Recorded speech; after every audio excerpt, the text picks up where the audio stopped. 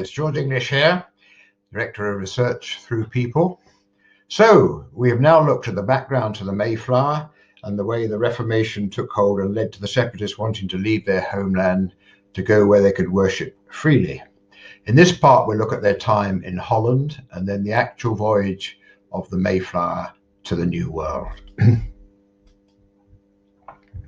We mentioned Spain and the Low Countries, the Spanish Netherlands.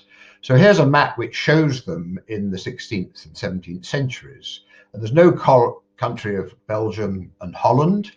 There are the places we know like Amsterdam, Bruges, etc., etc. But it was then just 17 provinces ruled from Spain. And you can see the northern part was Flemish or Dutch speaking. That became Holland eventually, whereas the southern part was French-speaking. France, of course, was the country nearest to that. And quite a large area in the south was known as Wallonia, where there were Walloons, and they spoke a version of French. So gradually, with the Spanish persecution, in 1581, the Dutch provinces to the north declared independence. And gradually that became a much more peaceful place for people to go to.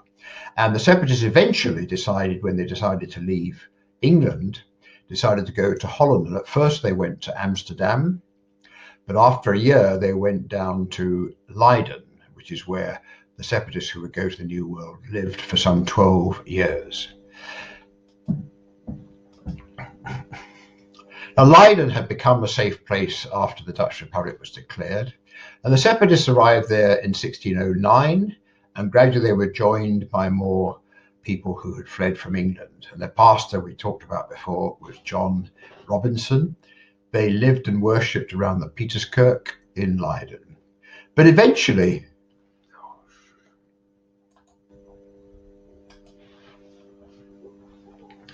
the group felt they were in a strange land. They got jobs in the textile industry, but very poorly paid.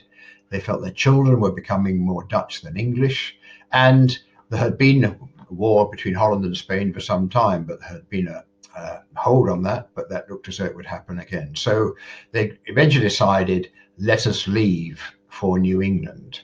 And the term used is the saints for those religious people who wanted to leave and went to New England for religious reasons on the Speedwell. Now, the Speedwell was the ship they would go to, and we'll talk about that in a moment. But let's firstly look at what was happening in America. After Columbus had discovered it, gradually various nations, Spain, England, Scotland, Holland, explored over there and tried to colonize and settle in America. We've probably all heard of Sir Walter Raleigh. He tried to colonize Roanoke around 1580. He affected the British cuisine by bringing back the potato and our chips and also tobacco, but that failed. In 1606, King James I gave permission for the colonies to be set up in Virginia, which was south of what we would now know as New York. And so here's Long Island. I wonder how long it took them to think up that name. But Jamestown again failed. Only 20% of the colonists were alive. In 1616, a Captain Smith was exploring the coast of the New World, and he was the first to use the term New England. And he also gave the name of Plymouth to the area where the Pilgrims would eventually settle. And the Pilgrims were eventually given permission by King James to settle south of where we would regard now New York. And you can see where Plymouth is in relation to that. And we'll talk about that. They didn't actually land where they had planned to do so. So the saints in Leiden decided to go, but they were not rich people. How did they pay for the journey? So they did a deal with merchant adventurers in London who got involved in the hope of quick profits, providing the saints and others that they found who wanted to go to New World for various reasons. They would work for 7 years to repay that loan. And they planned to arrive before the end of September to avoid the storms in September and the winter. And the Leiden Separatists bought a ship called the Speedwell by selling their personal belongings and 46 were on that ship, and they liaised with the Mayflower in Southampton, which sailed from Rotherhithe in London. And they left Southampton on the 5th of August 1620. So here's a map. We can see the Saints coming on the Speedwell to Southampton, and the Mayflower had mainly strangers, the non-religious people, and they liaised there in Southampton. So the Separatists left Leiden 22nd of July, and the Mayflower went, and the two ships set out on the 5th of August. But the Speedwell, they must have found a second-hand boat salesman because it leaked, and so they had to go into Dartmouth for it to get repairs. They then set off, and they actually got 300 miles beyond Land's End, but the Speedwell leaked again, and they said, we cannot take this with us. So they got back to Plymouth, where they left the Speedwell.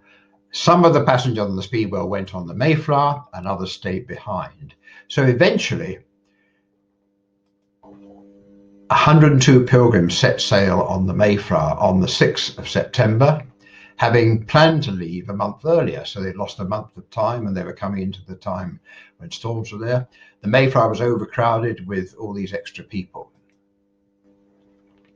And the Mayflower, in fact, wasn't designed for passengers. It was a cargo ship.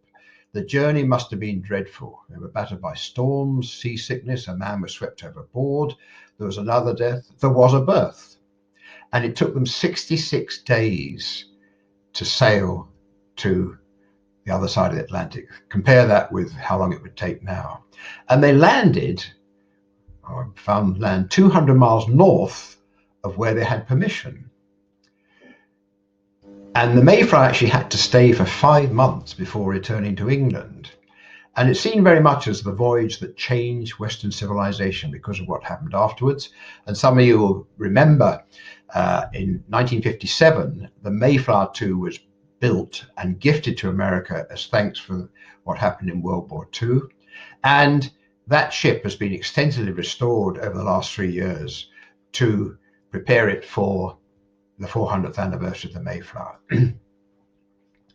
The Pilgrim Fathers, those on the ship, here we have a map showing blue being the Pilgrims, the religious people who went to New England.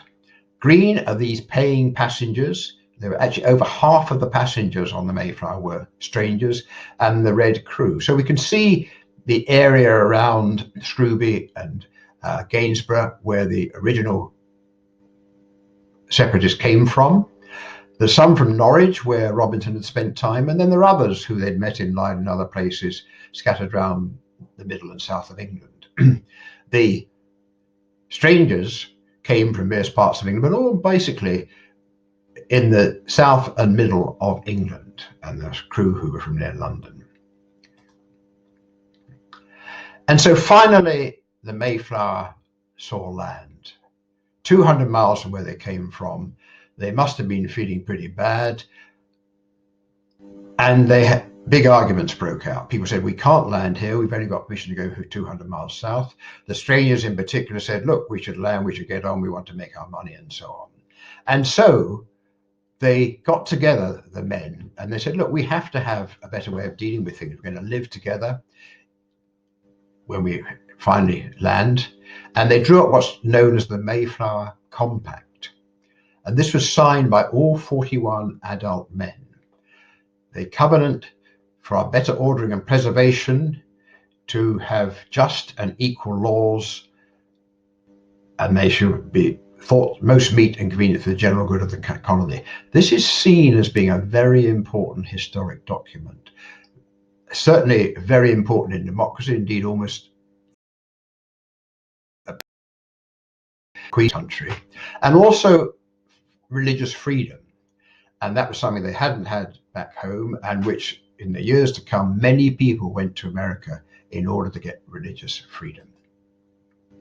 So thank you very much. I hope that's still finding interest for you. Next time we'll look at the Pilgrims in America and the effect that had in the wider world. Thank you.